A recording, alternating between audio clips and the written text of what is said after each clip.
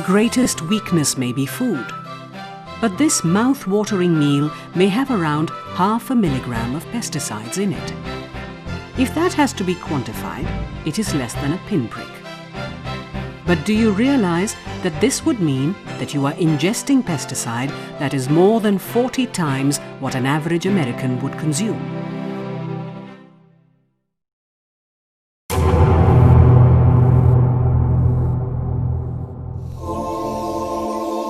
All pesticides are lethal poisons. In India, indiscriminate and unregulated use of pesticides is poisoning land, water, air and food. India spreads out nearly 90,000 tons of pesticides on its fields, making it one of the largest users in the world. Farmers use pesticides carelessly. Some use the wrong chemical, while others overuse. Many harvest immediately after spraying. That is why there are dangerous levels of pesticide in ladyfingers, tomatoes, cabbage and cauliflower.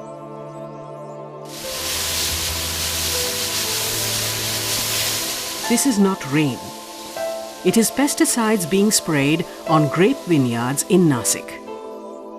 Harmful fungicides are used to ripen fruits so that it could be rushed to the market. If your cauliflower looks fresh and white, it is because it has been dipped in pesticide. Consumers would rather not buy the natural one, that is a pale yellow. Pesticide residues in vegetables, fruits, pulses, grains and water can cause numerous health complications like cancer, genetic defects and impotency. The toxins are here. The slow poisoning of India is threatening our lives.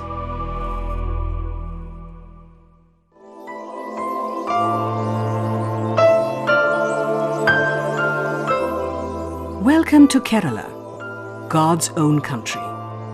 Sometimes names can be really misleading. Take this area in Kasaragod.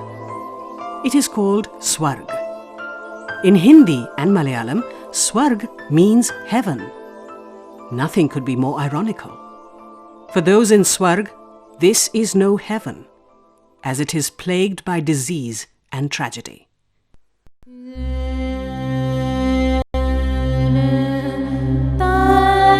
These are some victims from small village hamlets that got exposed to pesticide aerially sprayed for 26 long years in the cashew plantations of Kasaragod district in Kerala.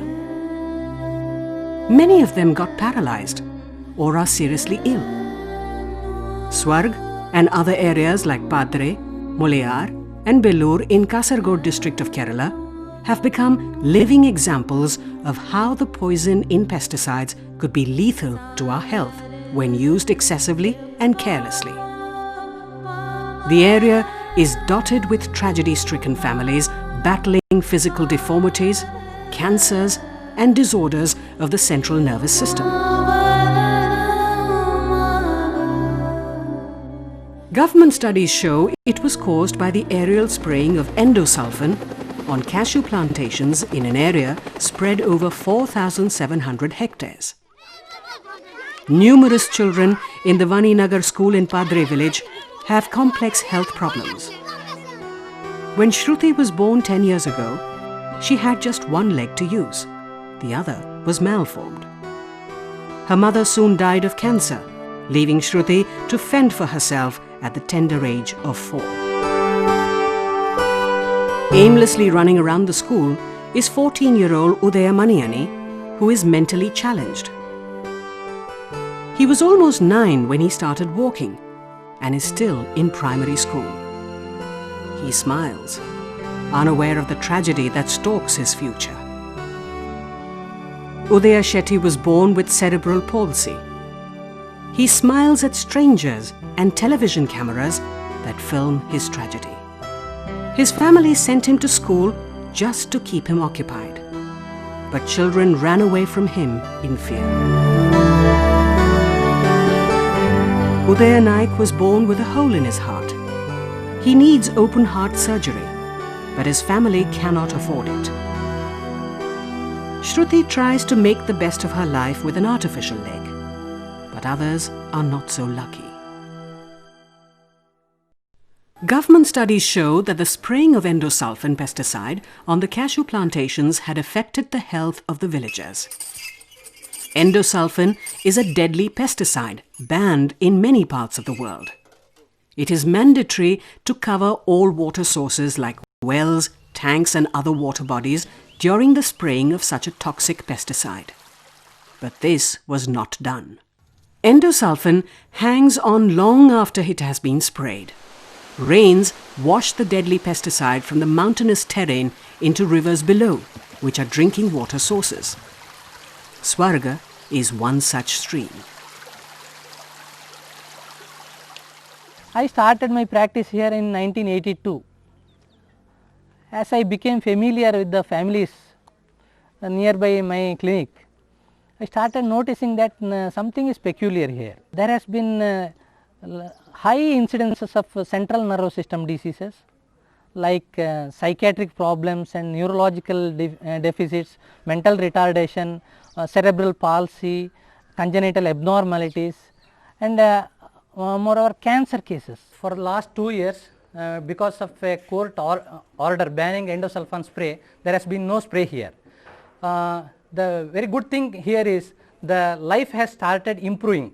The ecology, the nature has started improving. We can see the birds, actually birds, fishes, reptiles, all had been extinguished from here during the spray time. As the tragedy of the victims got media exposure, the Indian Council of Medical Research asked the National Institute of Occupational Health to study the effects of endosulfan exposure on school children in Vaninagar. The study showed children had congenital abnormalities. Male children suffered from delayed sexual maturity, while female children matured early. Another study by the Kerala's Health Department also found cases of congenital abnormalities, mental retardation, cancer and infertility in areas where the aerial spraying was done.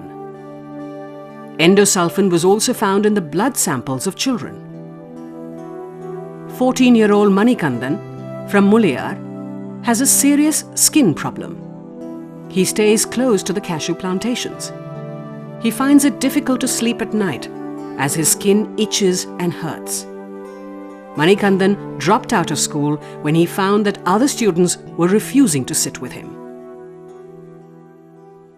ഈ മരുന്ന് ഹെലികോപ്റ്ററിൽ മരുന്ന് അടിക്കാൻ വരുന്നുണ്ട്. നമ്മൾ ഈല തന്നെ ഫോരയിലോടിയാണ് പോകുന്നത് ഈ കൂപ്പിലേക്ക്. അപ്പോൾ ഈല അതിനെ കൊണ്ട് വന്നില്ലൊരു സംശയം. അത് ഈ കിണറ്റിലും പിന്നെ നമ്മൾ പാത്രം വെള്ളത്തിന് പുറത്തെല്ലാം വെക്കുമ്പോൾ അടച്ചു വെക്കലൊന്നുമില്ല. പല സൂക്കേടും ഛർദിയും പനിയും തലവേദന പനിയായിട്ടെല്ലാം കിടക്കും. 20-year-old Ashraf also lived very close to the plantation in Mulayar. He was fit and healthy in primary school, but gradually his eyesight weakened, walking became difficult, and today he is mentally challenged. But Ashraf's father, Abdul, is now more worried about Shahina, his 10-year-old daughter. She is developing similar symptoms. Her eyesight is getting weaker. Nizamuddin from Nattanige village looks 3, but he is 7. His growth has been severely retarded. He does not speak, but mumbles. He too lived very close to a cashew plantation. But seeing what happened to him, his family shifted a kilometer away. But it is just too late. In the same area is 22-year-old Hemlata. Her mother remembers how she walked to school through the plantations while the spraying was on. But after the 7th standard, she found life going out of her hands and legs. Today she cannot move at all and lies in a corner. Seeing so many medical complications in areas where spraying was done, the Mulayar village panchayat, which is the local self-governing body, banned the use or sale of pesticides. ഞങ്ങളുടെ കശുവണ്ടി ഉൽപ്പാദിക്കുമ്പോൾ ഞങ്ങൾ കീടനാശിനി തെളിക്കില്ല, endosulfan തെളിക്കാറില്ല. Plantation കോർപ്പറേഷൻ്റെ പ്ലോട്ടിലേക്ക് മാത്രമേ ഇത് തെളിക്കുന്നുള്ളൂ. അത് ഇപ്പോൾ 2 വർഷമായി തെളിക്കാതിരിക്കുന്നു. ഞങ്ങൾ നിരന്തരം സമരം നടത്തിയതിൻ്റെ ഭാഗമായിട്ട് 2 വർഷമായിട്ട് തളിക്കുന്നില്ല. തളിക്കാതെ ഇരുന്നതിന് ശേഷം അവരുടെ ഈൽഡ് കൂടിയിരിക്കുന്നു. അതാണ് ഞങ്ങൾക്ക് വിചിത്രമായിരിക്കുന്നത്. ഈൽഡ് കുറഞ്ഞതല്ല, കൂടിയതാണുള്ളത്. അപ്പോൾ പിന്നെ ഇതിൻ്റെ കൊണ്ട് എന്ത് ഗുണമാണ് നേരത്തെ ഉണ്ടായത്? ഗുണമുണ്ടായിട്ടുള്ളത് PCKയുടെ ഉത്തരവാദപ്പെട്ട ആളുകൾക്കും അതുപോലെ തന്നെ കമ്പനിക്കാർക്കുമാണ് ഇതിൻ്റെ കമ്മീഷനും ലാഭമൊക്കെ ഉണ്ടായിട്ടുള്ളത്. Today, India uses 10 million litres of endosulfan, making it the largest user in the world. Kasaragod is just one example of the tragedy India is heading to. The Indian Council of Medical Research in a study found large amounts of pesticide residues in fruits, vegetables, pulses, grains, wheat flour, eggs, meat, fish, poultry and milk. The daily breakfast, lunch and dinner we relish could actually be a cocktail of chemicals. It is a complex issue. Pests destroy crops around 15 billion rupees every year in India. To save their crops, farmers use pesticides. But most of them spray it in excess, hoping it would be more effective. Studies have shown that only 10% of the sprayed pesticide hits the pests. The atmosphere absorbs the rest, so it goes on to destroy land and water bodies. Harmless insects that nature created to destroy pests also die in the process.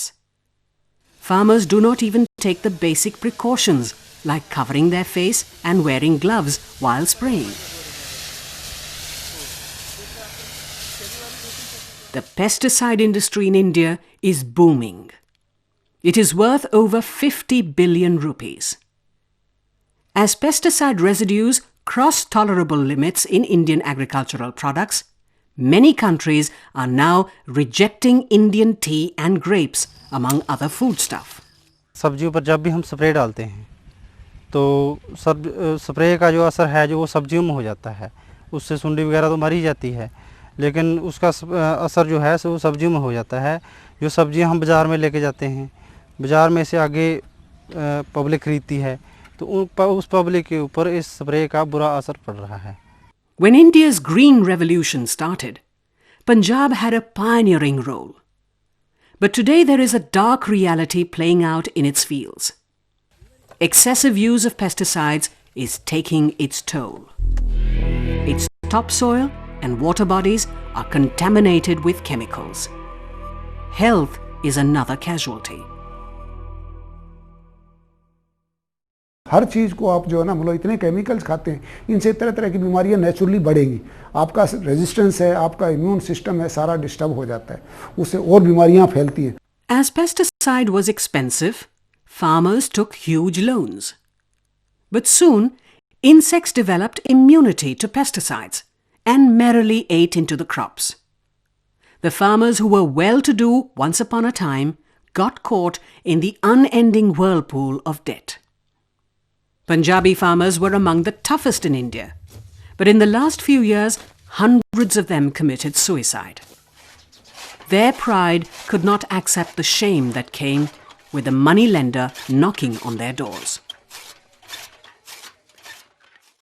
Welcome to Harkishanpura in Punjab. Once upon a time, it was fertile, fetching huge returns for its cotton crop. Today, villagers are struggling with huge debts that came with chemical farming. The land and water has been devastated with poison. Every year brings in more losses. The local self-governing body in the village has announced that Harkishanpura is up for sale. Almost every family reels under debt as high as 600,000 rupees. ਪਹਿਲਾਂ ਜਿਹੜੀ ਸਾਡੀ ਸਾਰੇ ਪਿੰਡ ਦੀ position ਬਹੁਤ ਠੀਕ ਸੀ, ਕੋਈ ਸਾਡੇ ਜਿਵੇਂ ਕੋਈ ਕਰਜ਼ਾ ਨਹੀਂ ਸੀ, ਵਧੀਆ ਆਪਦਾ ਚੰਗੀ ਫਸਲ ਕਰਦੇ ਸੀ, ਚੰਗਾ ਖਾਂਦੇ ਪੀਂਦੇ ਸੀ। ਉਦੋਂ ਬਾਅਦ ਜਦੋਂ ਨਰਮੇ ਦੇ ਵਿੱਚ ਸੁੰਡੀ ਪੈਣ ਲੱਗੀ, ਨਰਮਾ ਹੋਣੋਂ ਹਟ ਗਿਆ, ਅਸੀਂ ਉਹ 'ਤੇ ਖਰਚ ਕਰੀ ਗਏ। ਬਹੁਤ ਸਪਰੇਹਾਂ 30 35 ਸਪਰੇਹਾਂ ਅਸੀਂ ਨਰਮੇ 'ਤੇ ਕਰਦੇ ਰਹੇ ਹਾਂ, ਉਹਨਾਂ ਦਾ ਕਾਫੀ ਖਰਚਾ ਸਾਡੇ ਜਿੰਮੇ ਪੈ ਜਾਂਦਾ, ਪਰ ਨਰਮਾ ਬਿਲਕੁਲ ਨਹੀਂ ਸੀ ਹੁੰਦਾ। Instead of destroying the pesticide containers, villagers reuse them to store foodstuff. This is a family that uses it to store curd.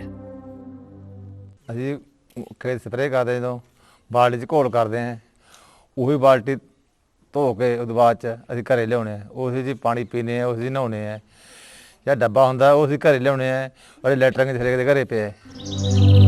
India gloated over the success of the Green Revolution that introduced pesticides and agrochemicals. But it failed to see what it did in terms of destroying the rich biodiversity. Pesticides have persistent organic pollutants within that can dangerously hang around in our ecosystem for decades. If it settles on land and water bodies, it could result in neurological disorders, weakening of the immune system, and play havoc with the endocrine system, affecting growth and reproduction. It is little wonder that in areas where pesticide use is rampant, genetic disorders and infertility clinics are thriving. One of the persistent organic pollutants is DDT. India still uses a large amount of DDT, though it is officially banned in agriculture. Studies have even shown pesticide in breast milk samples from Punjab. Scientists at the National Cancer Institute in the United States say that exposure to pesticides could cause cancer. Pesticides enhance the risks of cancer by acting as carcinogens. Studies have shown that pesticides suppress the immune system, allowing cancerous cells to escape and form a tumor. ਜਿਹੜਾ ਬੰਦਾ spray ਕਰਕੇ ਆਉਂਦਾ ਉਸ ਨੂੰ ਰਾਤ ਨੂੰ ਅਸੀਂ ਸੌਣ ਨਹੀਂ ਦਿੰਦੇ ਜੀ, ਵੀ ਕਿਤੇ ਸੁੱਤਾ ਪਿਆ ਹੀ ਨਾ ਰਹਿ ਜੇ। ਅੱਖਾਂ ਦੇ ਵਿੱਚ ਵੀ ਬਹੁਤ ਖੁਰਕ ਹੁੰਦੀ ਹੈ ਜੀ। ਬਾਕੀ ਜਿਹੜੀ ਆਹ ਚਮੜੀ ਤੇਰਾ ਬਹੁਤ ਜ਼ਿਆਦਾ ਅਸਰ ਹੁੰਦਾ ਜੀ, ਚਮੜੀ ਦੇ ਉੱਤੇ ਖੁਰਕ ਹੁੰਦੀ ਰਹਿੰਦੀ ਹੈ, ਪਿੰਡੇ ਦੇ ਉੱਤੇ ਚਮੜੀ ਰੋਗ ਲੱਗ ਜਾਂਦੇ ਜੀ। ਤੇ ਮਗਰੋਂ ਕਹਿਲੋਟਾ ਲੱਗਦਾ ਜੀ ਜਿਵੇਂ ਬੰਦੇ ਦੀ ਉਸਦੀ ਦਾਰੂ ਪੀਤੀ ਹੁੰਦੀ ਹੈ, ਨਸ਼ਾ ਬਹੁਤ ਹੁੰਦਾ ਜੀ ਵਿੱਚ ਉਹਦੇ। The presence of adulterated pesticides in the Indian market is more dangerous. Due to weaker chemicals, pests do not die but quickly develop resistance. Man is finding more and more use for the chemical, but the regulatory agencies have not kept pace with that. So the whole objective is defeated, making the area a free lawn for these people to play. The gross violation of human rights. This cannot happen anywhere else, but the people will revolt. This apathy, the kind of apathy from the government, regulatory agencies and the multinational companies are really mind-boggling in this country. Unless something is done quickly and effectively, situation may go out of control and this nation will soon become a sick state. Over 600 farmers in Nasik district have switched from chemical farming to organic farming. This has come out of the realization that organic farming is the only way out to breathe life into their degraded land. Nasik has large grape farms that pump in pesticides worth 40 to 60,000 rupees per acre. A study on female grape workers in India found that exposure to pesticides led to a high rate of abortions. Abhilash Gorhe, who grows grapes, pulses and cereals in Nasik, has completely shifted to organic farming. After a bout of chemical farming, he opted to grow food that is free of poison. His farms are full of flowers and butterflies. He lets the weeds grow as it is a part of the natural ecosystem in a field. No wonder then that natural predators like black ants are actively eating the pests that attack his grape orchard. He's teaching other farmers to use leaves of various plants like the papaya, castor and custard apple to make biopesticides. When Madhav Rao Barve from Kothure village of Nasik in Maharashtra started farming 50 years ago, there were no pesticides. He used natural elements like neem and castor cakes to fight pests. Then came pesticides. Initially, the yield shot up, but it soon fell as the land got poisoned. Today, Madhav Rao is back to organic farming. His organically grown sugarcane earns him higher profits as he does not have to invest in expensive pesticides. Every year, his yield improves as the soil on his farm is getting richer. Increasingly, farmers are trying to get out of the poison spiral. Using traditional Indian knowledge, they are whipping up portions and powders using plant extracts and animal waste to produce food that is rich and pure. They are using herbal pesticides like neem. As no chemicals are used, natural enemies of pests like birds and insects are thriving. Farmers like Tokiamodu in Warangal are now actually sticking in tree branches in the midst of their fields so that birds can perch on it and train their eyes on pests for their next meal. Green farming is finally in. These green farmers are waging a silent biological war against pests and are winning. This is the silver lining in an otherwise bleak scenario. Indian scientists at the Energy and Resources Institute in New Delhi have found faster ways to degrade pesticides like endosulfan in 15 days that would otherwise have taken decades. It is also working on development of plant-based pesticides that are environment-friendly and biodegradable. Out of the country's total pesticide consumption, 55% is consumed by cotton farming alone. Andhra Pradesh, which is heavily into cotton farming, spreads pesticide worth 7 billion rupees on its fields. Nature created 27 natural predators of the American bollworm that attacks the cotton plant. But pesticide kills the predators even before the bollworm has come on the scene. There are more than 13,000 pesticide peddlers in Warangal itself. A few years ago, farmers moved from traditional crops to cotton as the profits were high. But with pests becoming immune to poison, their losses started piling up. The story of Punjab was being played once again in Warangal. Cotton farmers are now caught in the pincer of debt.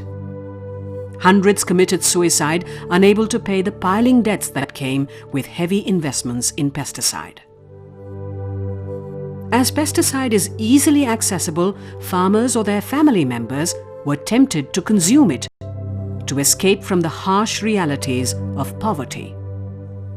This is a hospital ward in Warangal with many such victims.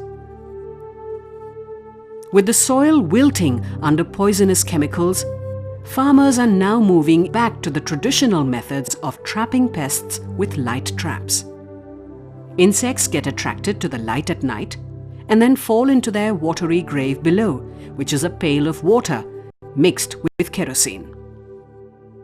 Agricultural production is possible without using any pesticides, and we must work towards building a world without using pesticides. A pesticide-free village is definitely possible. I think only commitment is required. We all now know that we have the power to destroy nature. But instead, can we use nature to help us live a sustainable life? The tragedy of pesticide poisoning can get transferred to the next generation due to genetic changes, as we have seen in Kasaragod.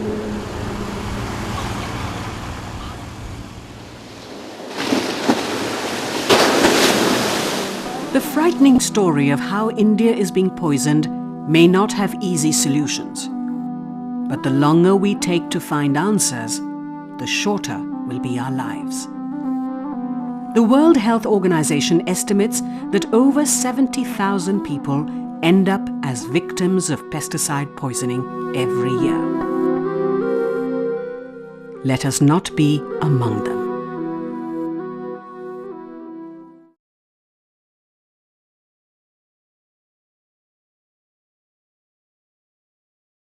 తానుగాకులు తెచ్చి బురద పొలంలోన భాగములుగా పెట్టి బురద పొలంలోన భాగములుగా పెట్టి చేసినోళ్ళంతా మందులేసి పంట పండించలేదు పశువుల పెండ ఆకులు అలములు ఒక్క దగ్గరేసి భాగములుగా పెట్టి ఒక్క దగ్గరేసి బాగా మురుగా పెట్టి